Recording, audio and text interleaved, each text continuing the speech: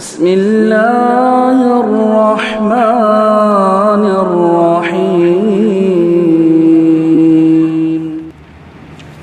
إن الحمد لله والصلاة والسلام على رسول الله وعلى آله ومن والاه أما بعد فأعوذ بالله السميع العليم من الشيطان الرجيم من همزه ونفخه ونفثه بسم الله الرحمن الرحيم الحمد لله الذي أنزل على عبده الكتاب ولم يجعل له عوجا قيما لينذر بأسا شديدا من لدنه ويبشر المؤمنين الذين يعملون الصالحات أن لهم أجرا حسنا ماكثين فيه أبدا وينذر الذين قالوا اتخذ الله ولدا ما لهم به من علم ولا لآبائهم كبرت كلمة تخرج من أفواههم يقولون إلا كذبا فلعلك باخع نفسك على آثارهم إن لم يؤمنوا بهذا الحديث أسفا إنا جعلنا ما على الأرض زينة لها لنبلوهم أيهم أحسن عملا وإنا لجاعلون ما عليها صعيدا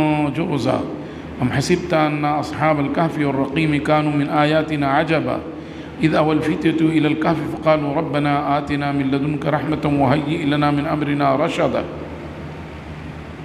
محترم حضرات و سامعین و سامعات، سورہ کہف کی یہ ابتدائی کچھ آیتیں آپ کے سامنے پیش کی گئی ہیں، جس میں اللہ تبارک و تعالی نے اپنی قدرت کاملہ کا اظہار فرمایا ہے اور اپنی بے شمار نشانیوں میں سے ایک نشانی کا ذکر کیا ہے اور اس کے ذریعے رسول اللہ صلی اللہ علیہ وآلہ وسلم کے رسالت کی حقانیت ثابت کی ہے۔ سورہ کہف ان عظیم سورتوں میں سے ایک ہے جس کے بارے میں رسول اللہ صلی اللہ علیہ وسلم نے فرمایا کہ جو جمعہ کے دن اس کی تلاوت کرے تو اس جمعہ سے لے کر اگلے جمعہ تک اس کے لیے نور ہے۔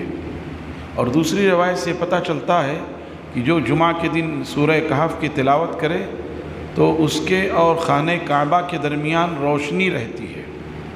ایسی ایک روایت میں یہ ہے کہ جو اس کی ابتدائی 10 آیات یا آخری 10 آیات کو یاد کر لے اور اسے پڑھتا رہے تو دجال کے فتنے سے محفوظ رہے گا۔ یاد کر لے، پڑھتا رہے، اس کے مطابق عمل کرتا رہے تو دجال کے فتنے سے محفوظ رہے گا۔ بہرحال اس صورت کی بڑی فضیلت ہے، جیسے کہ اس سے پہلے والی صورت جو کل شام میں جس کا تذکرہ ہوا بنی اسرائیل، سورہ اسراء، رسول اللہ صلی اللہ علیہ وسلم اسے ہر رات سونے سے پہلے سورہ اسراء اور سورہ زمر پڑھ لیا کرتے تھے۔ اور بھی صورتیں یا آیات تھیں جو آپ پڑھتے، مگر ان دونوں صورتوں کا تذکرہ ملتا ہے۔ بہرحال یہ صورت دراصل ایک سوال کے جواب میں نازل ہوئی۔ یہودیوں نے کفار مکہ کو کچھ سوالات سکھلائے اور یہ کہا کہ یہ سوال محمد سے کرو صلی اللہ علیہ وسلم، اگر وہ سچے نبی ہیں تو وہ ان سوالوں کا جواب دے لیں گے۔ چنانچہ رسول اللہ صلی اللہ علیہ وسلم سے سوال کیا گیا کہ یہ اصحاب کہف کون ہیں اور موسیٰ اور خضر کا کیا واقعہ ہے اور ذوالقرنین کی کچھ تفصیل بتائیے۔ بعض مفسرین نے یہ کہا ہے کہ شروع کے 2 سوال تو تھے، یعنی اصحاب کہف اور موسیٰ اور خضر کی بات، لیکن تیسرا سوال روح سے متعلق تھا۔ تو روح کا تذکرہ تو سورہ بنی اسرائیل میں گزرا، وَيَسْأَلُونَكَ عَنِ الرُّوحِ قُلِ الرُّوحُ مِنْ أَمْرِ رَبِّي وَمَا أُوتِيتُم مِّنَ الْعِلْمِ إِلَّا قَلِيلًا۔ یہ لوگ آپ سے روح کے تعلق سے پوچھتے ہیں، روح کی تفصیل چاہتے ہیں، آپ کہہ دیجئے کہ روح کا علم میرے رب کے خاص معاملات میں سے ہے، اسے کوئی نہیں جانتا، اس کی کنہ تک، اس کی تہ تک، اس کی حقیقت تک کوئی پہنچ نہیں سکتا۔ وَمَا أُوتِيتُم مِّنَ الْعِلْمِ إِلَّا قَلِيلًا، اور تم علم سے بہت معمولی حصہ دیے گئے ہو۔ تو روح کے تعلق سے کوئی نہیں جانتا۔ یہی وجہ ہے کہ مرور زمانہ کے ساتھ دنیا جب سے قائم ہے اور جب تک قائم رہے گی روح کی تہ تک کوئی پہنچ نہیں سکتا۔ بس ایسا لگتا ہے کہ وہ کوئی ہوا ہے، گیس ہے، جیسے اللہ تعالیٰ نے فرمایا وَنَفَخْنَا فِيهِ مِن رُّوحِنَا، ہم نے اس میں اپنی روح سے پھونکا، تو پھونکنے سے جو ہے ہوا نکلتی ہے. یا فَإِذَا نَفَخْتُ فِيهِ مِن رُّوحِي فَقَعُوا لَهُ سَاجِدِينَ، جب میں آدم کے پتلے میں اپنی روح پھونکوں اور آدم کو زندگی مل جائے تو تم سجدے میں گر جانا، فرشتوں کو حکم دیا. اس سے ایسا لگتا ہے بس ایک اندازہ، ورنہ اس کی حقیقت تک کوئی پہنچ نہیں سکتا. بہرحال کچھ مفسرین کا خیال یہ کہ یہ تیسرا سوال تھا، لیکن چونکہ آیت میں یہ 3 بڑے واقعات ہیں، اس لیے بہت سے مفسرین نے اسی کو راجح کہا ہے کہ سورہ کہف کے یہ جو تینوں سوالات ہیں، اصحاب کہف، موسیٰ و خضر اور ذوالقرنین، یہی تینوں واقعات رسول اللہ صلی اللہ علیہ وسلم سے پوچھے گئے تو آپ نے فرمایا ٹھیک ہے میں جواب دے دیتا ہوں، کل بتا دوں گا. لیکن آپ نے اس پر انشاءاللہ نہیں کہا، آپ نے کہا کل بتا دوں گا، آپ نے انشاءاللہ نہیں کہا. اس لیے وحی کا سلسلہ رک گیا، تقریباً 15 روز تک وحی رکی رہی. اور ادھر کفار کا حال یہ تھا کہ وہ بار بار آپ سے سوال کرتے، آپ کو زج کرتے، کیونکہ وہ یہ سمجھتے تھے جواب نہیں دے سکیں گے. پھر 15 روز کے بعد آپ پر وحی کا نزول ہوا اور آپ نے ان کے سامنے پیش کیا. لیکن وہی بدبختوں کی جو فطرت ہوتی وہی کہ جب جواب مل گیا، ہونا یہ چاہیے تھا کہ جب یہود نے کہا تھا کہ سچا نبی ہی اس کا جواب دے سکتا ہے، اور جب رسول اللہ صلی اللہ علیہ وسلم نے جواب دے دیا تھا تو وہ ایمان لے آتے، لیکن وہ بہرحال ایمان نہیں لائے. تو یہ عظیم صورت ہے، اللہ تبارک و تعالیٰ نے اس کے ذریعے اپنے نبی صلی اللہ علیہ وسلم کے معاملے کے رسالت کی سچائی بیان کی ہے. جی، اور اس میں یہ بات کہی گئی کہ جو ہے کوئی بھی بات کہنی ہے تو اللہ کی مشیت سے اس کو جوڑ دیا جائے. وَلَا تَقُولَنَّ لِشَيْءٍ إِنِّي فَاعِلٌ ذَلِكَ غَدًا إِلَّا أَن يَشَاءَ اللَّهُ وَاذْكُر رَّبَّكَ إِذَا نَسِيتَ وَقُلْ عَسَىٰ أَن يَهْدِيَنِي رَبِّي لِأَقْرَبَ مِنْ هَٰذَا رَشَدًا. ہرگز وَلَا تَقُولَنَّ لِشَيْءٍ، ہرگز کسی چیز کے بارے میں یہ نہ کہو کہ میں یہ کل کر لوں گا، إِلَّا أَن يَشَاءَ اللَّهُ، مگر اللہ کی مشیت سے اس کو جوڑ دو، انشاءاللہ کہو. اور جب تم بھول جاؤ تو اللہ کا کثرت سے ذکر کرو. بہرحال اللہ تعالیٰ نے فرمایا الحمدللہ الذی انزل علی عبدہ الکتاب، تمام تعریفیں اس اللہ کے لیے لائق و زیبا ہیں جس نے اپنے بندے محمد صلی اللہ علیہ وسلم پر کتاب نازل فرمایا، قرآن پاک نازل فرمایا. ولم یجعل لہ عوجا، اور اس قرآن میں کوئی کجی اور ٹیڑھ اور غموز اور خفا اور مشکلات نہیں، معنی واضح ہیں، بالکل مفہوم واضح ہے، کوئی اس میں جو ہے دقت اور باریکی نہیں ہے. قیما لینذر بأسا شدیدا من لدنہ، یہ کتاب بالکل سیدھی سیدھی ہے، اور یہ کتاب نگراں ہے. لینذر بأسا شدیدا، تاکہ یہ ڈرائے سخت عذاب سے جو اللہ کی جانب سے ہے ان لوگوں کے لیے جو اس کے نافرمان ہیں، جو اس سے سرکشی کرتے ہیں، جو اس کے ساتھ شریک ٹھہراتے ہیں. وَيُبَشِّرُ الْمُؤْمِنِينَ الَّذِينَ يَعْمَلُونَ الصَّالِحَاتِ، اور وہ بشارت دے مومنین کو جو کہ نیک کام کرتے ہیں، أَنَّ لَهُمْ أَجْرًا حَسَنًا، کہ ان کے لیے بہترین اجر ہے، مَاكِثِينَ فِيهِ أَبَدًا، اور وہ اس میں ہمیشہ ہمیش رہیں گے. بہترین اجر ہے یعنی جنت، اس میں وہ ہمیشہ ہمیش رہیں گے. وَيُنذِرَ الَّذِينَ قَالُوا اتَّخَذَ اللَّهُ وَلَدًا، اور ان کو بھی ڈرائے جنہوں نے یہ کہا کہ اللہ کے بیٹا ہے، جبکہ اللہ تبارک و تعالیٰ نے وعدہ کر دیا ہے لم یلد ولم یولد، نہ اس نے کسی کو جنا ہے نہ وہ جنا گیا ہے، نہ وہ کسی کی اولاد ہے نہ کوئی اس کی اولاد ہے، کوئی سلسلہ نسب ہی نہیں ہے اللہ کی. تو تاکہ ان کو بھی ڈرائے جو یہ کہتے رہے ہیں کہ اللہ نے بیٹا بنا لیا. ما لہم بہ من علم، انہیں اس کا ذرہ برابر بھی علم نہیں ہے. ولا لآبائہم، نہ کہ صرف انہیں علم نہیں بلکہ ان کے باپ دادوں کو بھی علم نہیں. کبرت کلمۃ تخرج من افواہہم، ایک بہت بھاری بات وہ کہہ رہے ہیں جو ان کی زبانوں سے نکل رہا ہے. وہ تو اس کو ہلکا سمجھ رہے ہوں گے کہ یہ کہہ دیا اللہ کے بیٹا ہے، جیسے یہودی کہتے ہیں وقالت الیہود عزیر ابن اللہ، یہودی کہتے ہیں کہ عزیر اللہ کے بیٹے ہیں، اور نصارہ کہتے ہیں وقال المسیح وقالت النصارى المسیح ابن اللہ، اور نصارہ نے کہا کہ مسیح اللہ کے بیٹے ہیں. اور مشرکین عرب کا حال کیا تھا وَيُسَمُّونَ الْمَلَائِكَةَ تَسْمِيَةَ الْأُنثَىٰ کہ وہ جو ہے فرشتوں کو بیٹیوں کا نام دیتے ہیں کہ اللہ کے بیٹیاں. کیسی جاہل قوم تھی، اور اللہ تعالیٰ نے رسول اللہ صلی اللہ علیہ وسلم کے ذریعے کیسی معزز قوم بنا دیا اس کو کہ اپنے لیے تو بیٹیوں کو ناپسند کرتے تھے، اور وہ جو کائنات کا خالق و مالک ہے، جن کی جانیں اللہ کے ہاتھ میں ہیں، اس کے لیے وہ بیٹیاں اپنے لیے تو بیٹیوں کو عار سمجھتے تھے.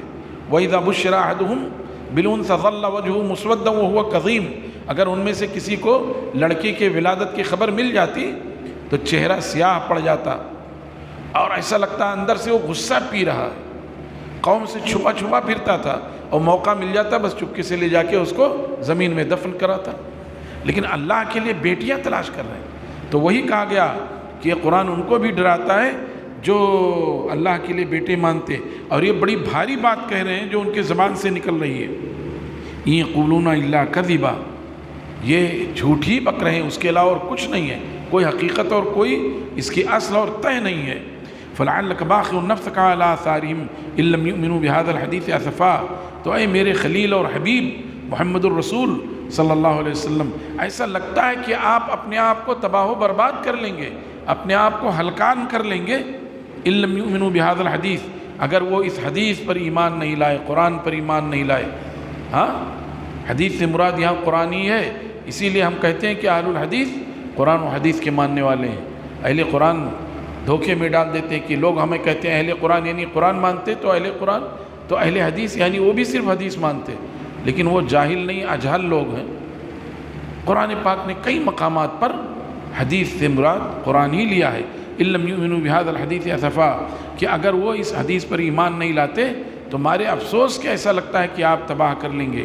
انا جعلنا ما علی الارض زینۃ لہا لنبلوہم ایہم احسن عملا، یقیناً ہم نے بنا دیا ہے ان تمام چیزوں کو جو روئے زمین پر ہیں. کیا بنا دیا ہے؟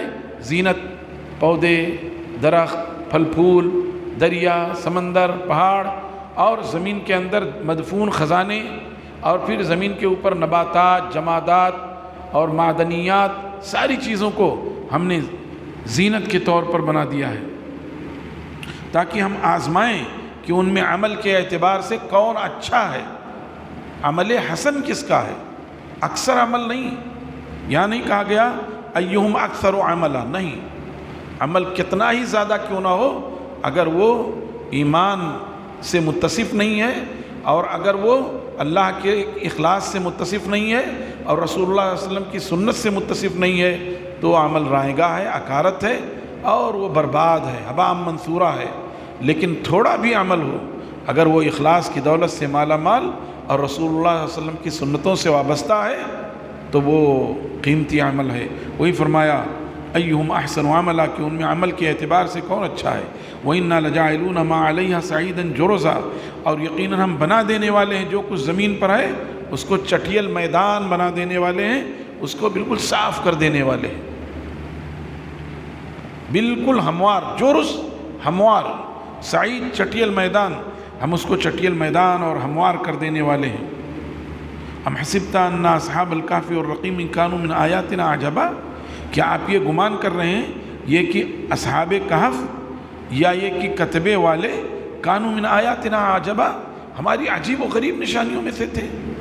یعنی یہی ایک ایسی چیز ملی جو عجیب و غریب نشانی ہے؟ ایسا نہیں ہے، اور بھی نشانیاں ہیں، ان میں سے ایک یہ بھی ہے. کہ آپ یہ گمان کرتے ہیں کہ کہف والے، کہف یعنی غار، پہاڑوں کے درمیان، پہاڑ کے اندر ہی ایک خالی جگہ ہوتی ہے، کھو ہوتا ہے، اس کو غار کہتے ہیں. اور رقیم کے بارے میں کہتے ہیں، رقیم کہتے ہیں کہ پہاڑ کے قریب جو بستی تھی جہاں کے یہ نوجوان تھے، اس بستی کا نام تھا رقیم.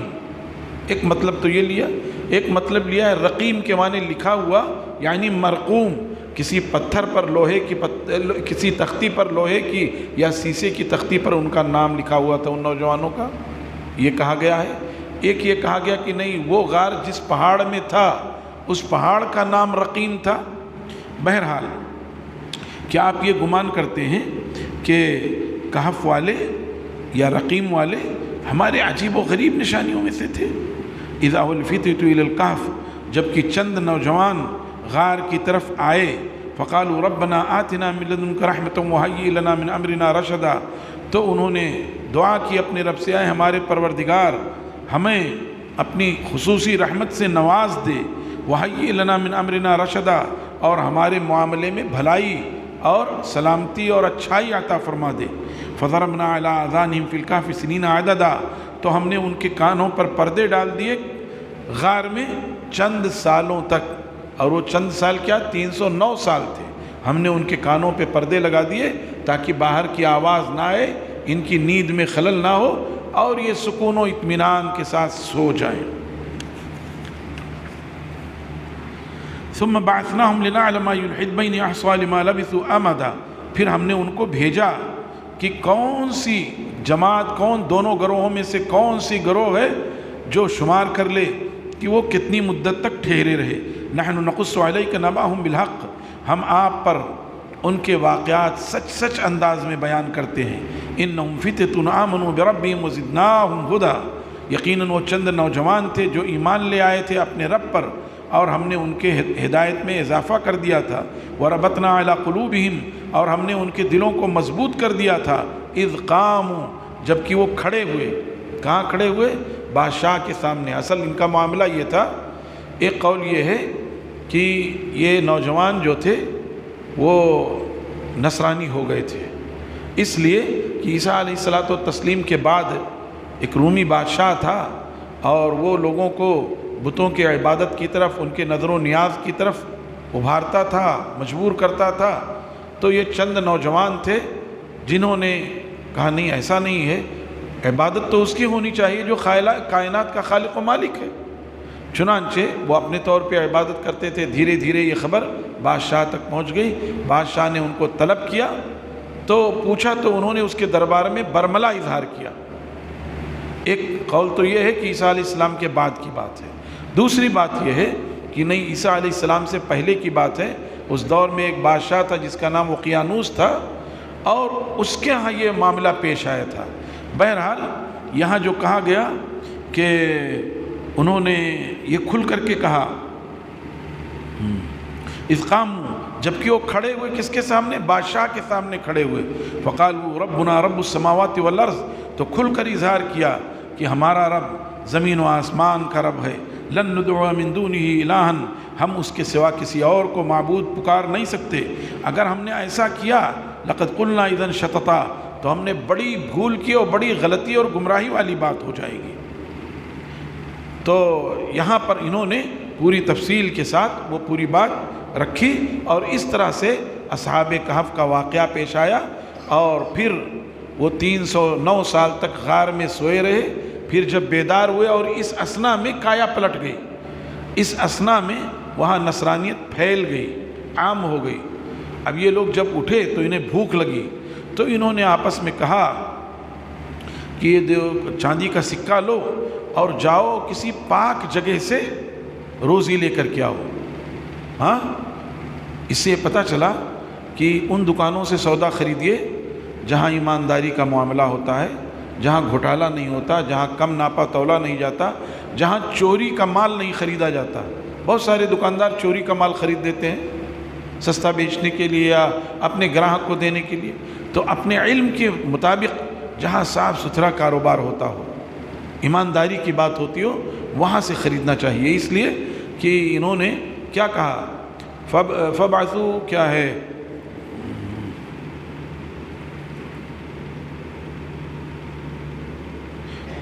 اس میں انہوں نے یہ کہا کہ جو ہے فبعثوا احدکم بورقکم هذه الى المدینہ فلینظر ایھا ازکی طعاما فلیاتکم برزق منہ ولیتلطف ولا یشعرن بکم احدا، کہ چاندی کا سکہ دے کر کے بھیجو شہر کی طرف۔ مدینہ سے مراد یہاں مدینہ طیبہ نہیں ہے بھائی، شہر ہے، کہ شہر میں بھیجو، اور وہاں سے کوئی پاک رزق لے کر کے آئے، اور کسی کو پتہ نہ چلے۔ پتہ چل گیا تو لوگ زبردستی ہمیں اپنی پرانی ملت پہ، پرانے دین پہ لوٹا لیں گے۔ اور جب گئے اور انہوں نے وہ سکہ دیا تو دکاندار کو بھی حیرت ہوئی، اس لیے کہ بہت پرانا سکہ تھا، 309 سال، اور اس وقت تو وہاں کفر ہی کفر، شرک ہی شرک تھا، اب اسلام ہے۔ بہرحال اس طرح سے ان کا معاملہ روشنی میں آیا۔ اور پھر اسی طریقے سے آگے چل کر کے موسیٰ اور خضر کی بات آئی ہے، بیچ میں اور بھی کچھ واقعات ہیں، جیسے ایک مالدار کافر اور ایک غریب مومن کا ذکر ہے، ان کے باغوں کا ذکر ہے۔ مالدار کافر شرک کرتا تھا اور مومن نے اس کو تنبیہ کی، دونوں میں دوستی تھی، تنبیہ کی، لیکن بہرحال وہ اپنے شرک پر اڑا رہا تو اللہ تعالیٰ نے اس کے باغ پر عذاب بھیج دیا، پورا باغ تہس ناس ہو گیا اس کا۔ اور اسی میں دنیاوی زندگی کی مثال بیان کی گئی کہ آسمان سے بارش نازل ہوئی، زمین سے گھاس پھوس اگ گیا، ایک مقررہ وقت کے بعد پھر گرم ہوا چلی اور وہ گھاس پھوس تنکے تنکے ہو گیا اور اس کا کہیں پتہ نہیں چلا۔ یہی دنیاوی زندگی ہے۔ اور پھر علم کی قدر و قیمت کی بات آئی کہ موسیٰ علیہ السلام اپنی قوم میں تھے، کسی نے پوچھا کہ اس وقت روئے زمین پر سب سے زیادہ جانکار کون؟ تو چونکہ وہ اللہ کے رسول تھے، اللہ کے کلیم تھے، انہوں نے کہہ دیا میں۔ اللہ کو ان کی ادا پسند نہیں آئی اور فوراً وحی کیا، نہیں موسیٰ، ہمارے بندے خضر تم سے زیادہ جانکار ہیں۔ تو موسیٰ علیہ السلام دیکھیے علم کی پیاس، علم کی تڑپ، کہا اللہ ان سے ملاقات کیسے ہو سکتی ہے؟ کہا وہ مجمع البحرین پہ ہیں، جاؤ اور ان سے ملاقات کی شکل یہ ہے کہ اپنے توشہ دان پہ ایک بھنی ہوئی مچھلی رکھ لو، مچھلی جہاں تڑپ کر زندہ ہو کر نکل جائے سمجھ لینا وہیں ملاقات ہو جائے گی۔ چنانچہ اپنے خادم یوشع بن نون کے ساتھ گئے اور خضر سے ملاقات ہوئی اور سوال و جواب ہوا، اس میں بہرحال علم کا تذکرہ ہے۔ اور اس کے بعد ذوالقرنین کا تذکرہ آیا ہے، جس نے مشرق و مغرب میں اور جو ہے بین السدین سفر کیا، اور وہی ذوالقرنین ہے جس نے یاجوج ماجوج کے لیے سد، یعنی وہ جو ہے کہہ لیجئے کہ ایک باندھ لگا دی، ایک دیوار قائم کر دی، وہ نکل نہیں سکتے یہاں تک کہ قرب قیامت وہ ظاہر ہوں گے یاجوج ماجوج، اور پھر روئے زمین کو فساد سے بھر دیں گے۔ ان سب کا تذکرہ ہے۔ میں نے بتایا تھا آپ کو کہ پوری دنیا پر تقریباً پوری دنیا پر 4 لوگوں نے حکومت کی، ان میں 2 مسلم تھے، 2 کافر تھے، سلیمان علیہ السلام اور ذوالقرنین، یہ دونوں مسلم تھے، ظاہر وہ تو نبی تھے، ان کا کیا، اور 2 کافر نمرود اور بخت نصر۔ اور پھر آخر میں اللہ تبارک و تعالیٰ نے اس صورت میں اہل ایمان کا تذکرہ کیا جو عمل صالح سے متصف ہیں کہ ان کے لیے جنت الفردوس ہے۔ اور یہ بتایا گیا کہ اللہ کی ذات اتنی عظیم ہے کہ اگر تمام سمندروں کو سیاہی بنا دیا جائے اور اس کے کلمات لکھے جائیں تو ختم ہو جائیں گے، لیکن اللہ کے صفات، اس کے کلمات، اس کی خوبیاں، اس کی تعریف، اس کے کمالات ختم نہیں ہو سکتے۔ اللہ تعالیٰ سے دعا ہے کہ اللہ تعالیٰ ہمیں ہمیشہ اپنے ذکر سے رطب اللسان رکھے، اللہ تعالیٰ ہمیں شکر کرنے والا دل اور ذکر کرنے والی زبان عطا فرما دے۔ اللہ تبارک و تعالیٰ ہمیں ہر وقت اپنے حمد و تسبیح، تحلیل و تحمید و تقدیس میں مصروف رہنے کی توفیق عطا فرما دے۔ وآخر دعوانا ان الحمدللہ رب العالمین، وصلی اللہ وسلم وبارک علی نبینا محمد وعلی آلہ وصحبہ اجمعین، والسلام علیکم ورحمۃ اللہ وبرکاتہ۔